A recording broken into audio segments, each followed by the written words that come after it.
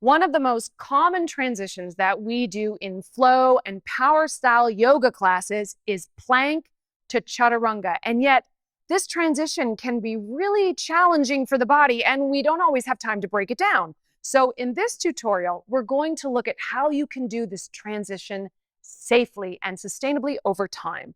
So, David's going to help me out. Coming into plank pose. So plank to chaturanga is when we start in plank and then we lower either halfway or all the way down. And one of the most common misalignments here is to let the pelvis drop quickly. So he's going to get a saggy hip. So see how he kind of puts him into his low back? He's just lost all of his core support there. So David, come on back up. So one thing you can do, David's super strong. One thing you could do here is just take your knees to the floor. So let's show that modification. And then add a little tuck of your pelvis so that the side waist and the low belly stays lifted. Then when David comes down, his chest and his pelvis touch at the same time rather than one in front of the other. Great, David, come on back up. And because he is so super strong, we're gonna make him do that with his legs straight. So lift your thighs. He keeps his hips nice and lifted. Think about tucking your tailbone just a little bit, and then he shifts forward slightly and comes down so his chest and his pelvis, look at that, lower at the same rate. So that's tip number one. Tip number two, come on up and lower your knees down just so it's a little bit easier. One of the other common points of misalignment is the shoulder.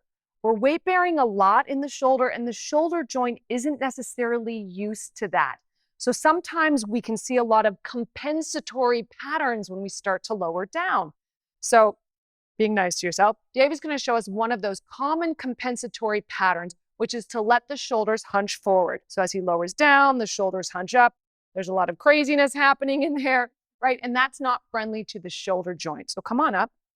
So one of the quick fixes here is to think about collarbones staying broad. So as your collarbones stay broad and your chest stays wide, that's going to help you keep your shoulder blades on your back and keep the shoulder joint happy. So keeping the collarbones broad now, you can watch as he goes down this time.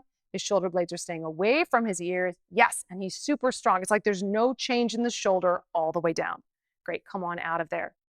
So those are two things for you to keep an eye on in your plank to chaturanga transition. Notice your pelvis. Are you lowering your hips faster than your chest? Second, notice your shoulders. Can you keep your collarbones broad as you lower through that transition? Those two tips are going to help keep you safe and your practice sustainable for the long term.